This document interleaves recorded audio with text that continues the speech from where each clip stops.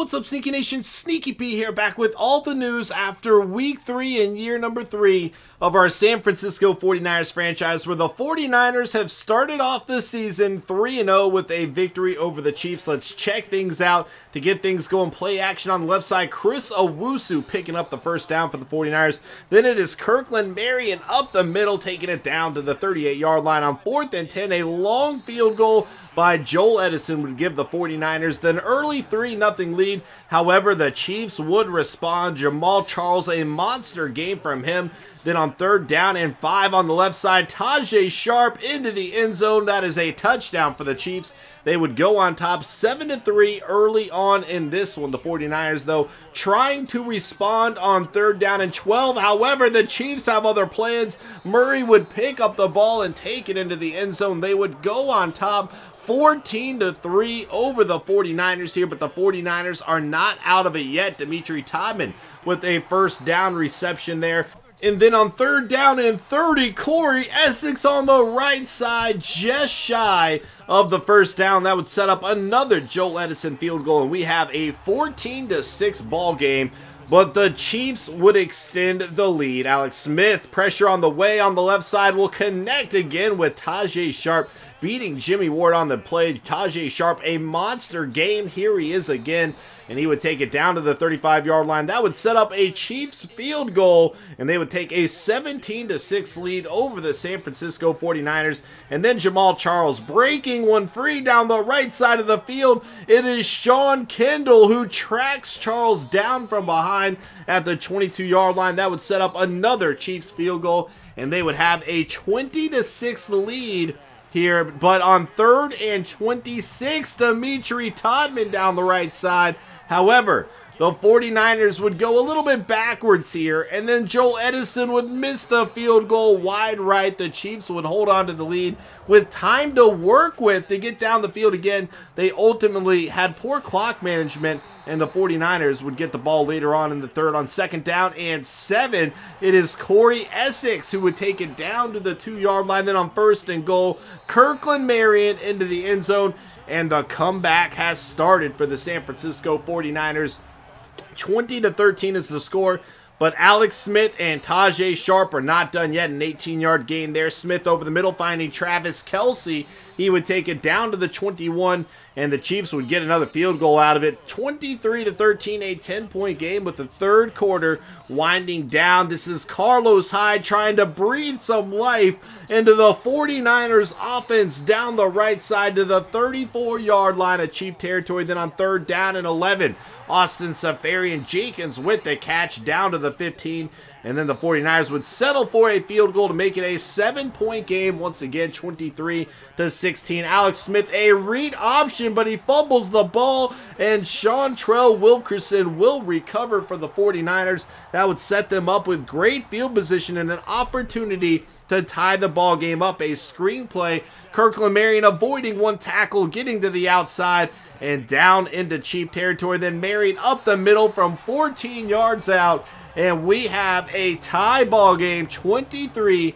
The 49ers would get the ball back, and once again, it's Carlos Hyde with a monster run. He had 80 yards on 5 carries for the day. That would set up this 2nd down and goal, or 2nd down and 2 run from Kirkland Marion into the end zone from 19 yards out. His 3rd touchdown of the day, and after struggling last week, the 49ers running attack, getting it going against the Chiefs. The Chiefs, though, not out of it yet. Alex Smith with a big scramble across midfield.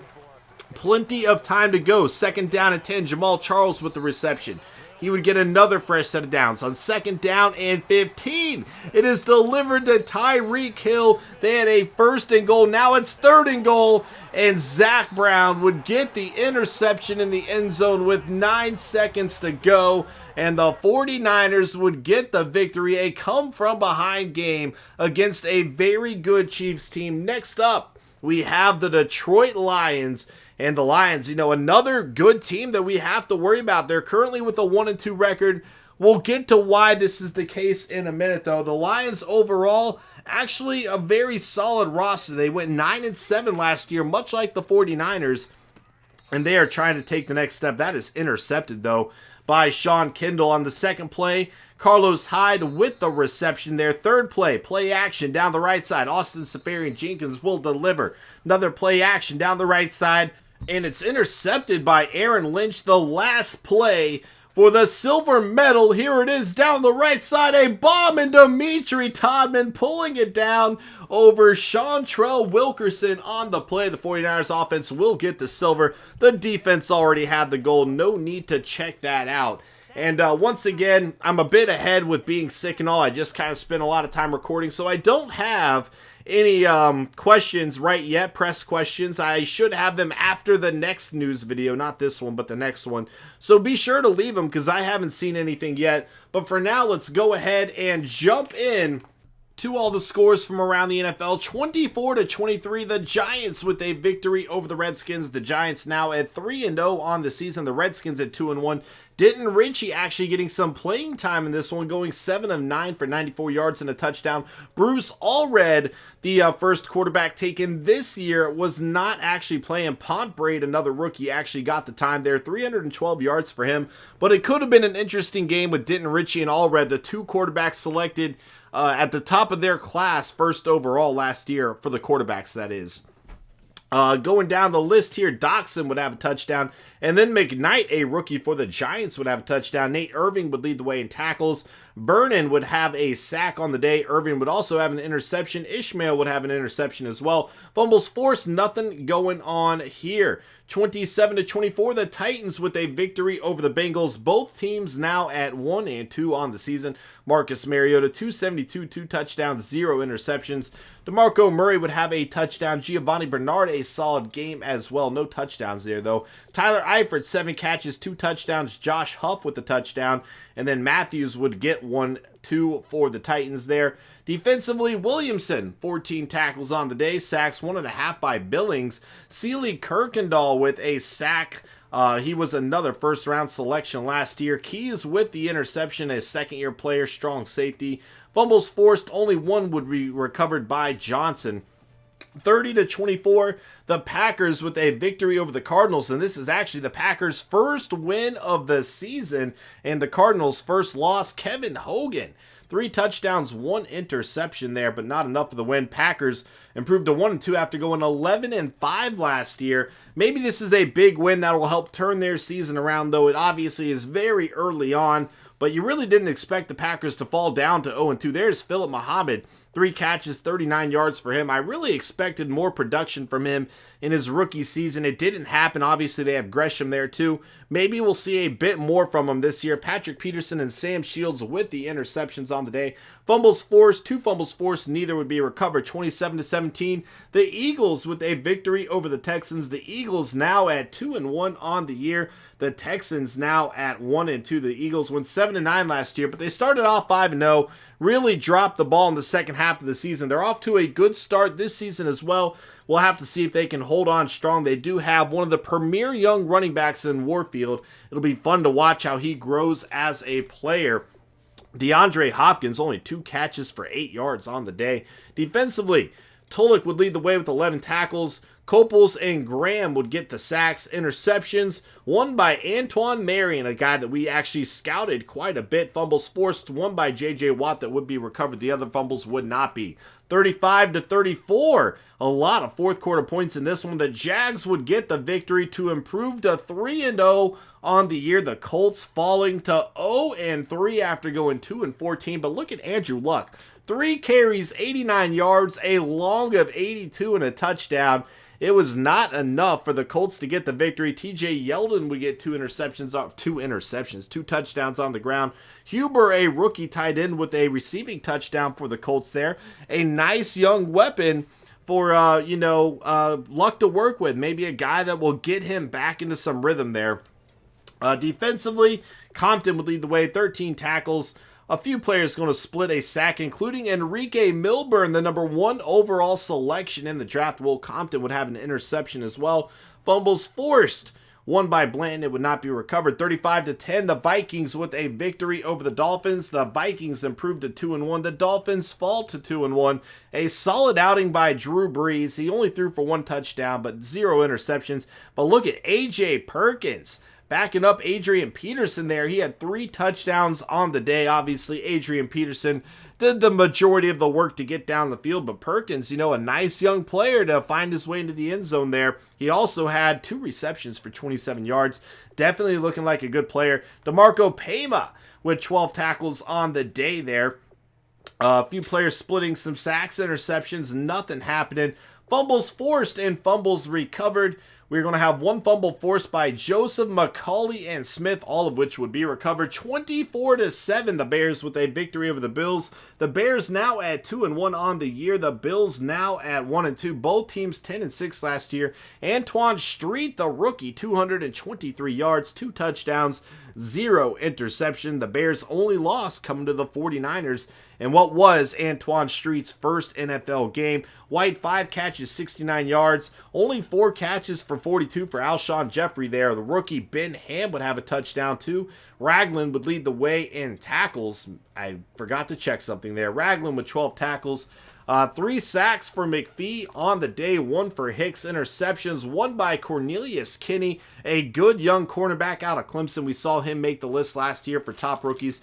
24-14, the Bucs with a victory over the Cowboys. The Bucs improved to 2-1 on the year. The Cowboys falling to 1-2, and it looks like Dak Prescott officially has the reins. They've been going back and forth between him and Romo whenever Romo was healthy, but it looks like he might have taken over. And look at Zach Otto, 6 for 81 for the young tight end, the replacement for Jason Witten there.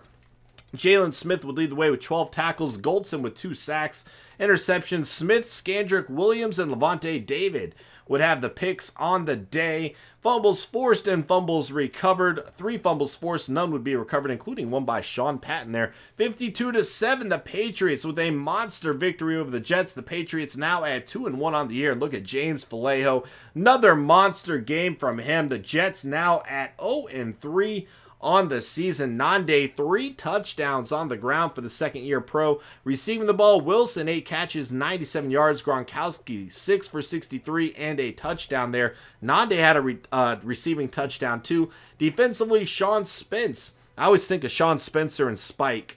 Psych. I can't speak. I don't know if it's me being sick or what. Look at Nathaniel Marriott, though. 2.5 sacks for the second-year pro there. Logan Ryan, 1 interception on the day. Fumbles forced, 1 by Sean Spence. There he is again. 38-27, the Seahawks get their first victory of the season against the Lions.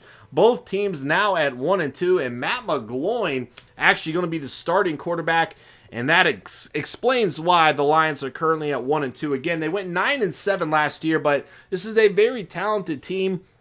They have Marvin Jones, Golden Tate, as well as Earl Anthony, a great combo of receivers there. But, with their quarterback Stafford being out with an injury, obviously they are taking a hit at the moment.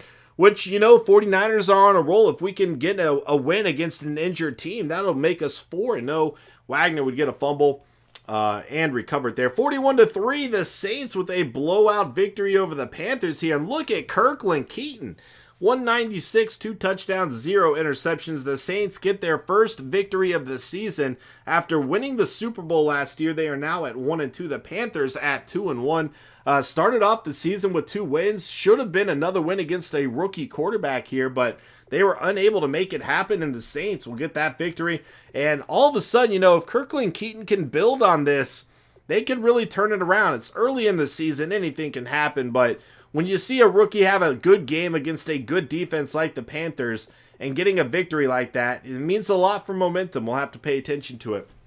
33-27, the Rams with a victory over the Raiders. The Rams now at 1-2 on the year. Jared Goff, 366, 3 touchdowns, 1 interception. The Raiders fall to 2-1, their first loss of the season. And there is Murray. Monster game from him. Receiving the ball, Kamar Aiken, 11 catches, 177, 2 touchdowns. Bennett and Cooper would each get a touchdown there as well. I apologize for cutting the video. I keep coughing and it's just messing me up. I can't wait to get over this. Quinn would have 2 sacks on the day. Interceptions, Emerson, McDonald, and Robinson. Emerson making some plays early on this season. Fumbles forced, 1 by Williams. It would not be recovered. 45-42 in a shootout. The Falcons with a victory over the Steelers. Both teams now at 1-2 on the season. Definitely not expected from the Steelers, but it looks like, once again, Le'Veon Bell has gone down with an injury. He has had a lot of injuries throughout this series. Obviously, the rookie got some touchdowns there, but it was not enough. But a lot of playmakers at wide receiver for this one. And this would have been a great game to watch if you are a fan of offense. Terrell getting a touchdown there. William Gay would lead the way in tackles. Vic Beasley Jr., Sam Acho would have the sacks, no interceptions on the day. Fumbles forced and fumbles recovered, nothing going on there either. 31-15, the Broncos with a victory over the Chargers. The Broncos now at 2-1 on the year. The Chargers now at 2-1 as well. Paxton Lynch, 1 touchdown, 2 interceptions on the day. His team still able to get the win. Devontae Booker being a reason why. CJ Anderson would also get a touchdown. Donquell Dawson, the first round selection for the Chargers. 8 catches, 126 yards, and a touchdown. Kenny Stills, a great game. Keenan Allen would find his way into the end zone as well for a touchdown for the Chargers. Defensively, Roby leading the way in tackles, sacks, won by a few different players here, including Urschel, the second-year guy. Interceptions, Manti Te'o, Aqib Talib, and Major there. And then fumbles forced and fumbles recovered, won by Ingram. It would not be recovered. 41-35, the Browns with a victory over the Ravens. The Browns now at 1-2 on the season. The Ravens at 0-3, both quarterbacks throwing for 4 touchdowns on the day. And once again, we keep talking about it. Whenever Joe Flacco seems to have a good day, it's just never enough for this Ravens team that continues to struggle. Look at Quentin Patton, the former 49er. 9 catches, 141 yards, and a touchdown for him. Really liking his new situation, obviously. It has yet to lead to wins for the Ravens, but an outstanding effort there. Defensively, Campbell would lead the way with 11 tackles. Sacks, Kirksey and Ogba would each get a sack and a half. There is Forbes with a sack. Interceptions, Johnson, Lewis, and Smith making the plays there.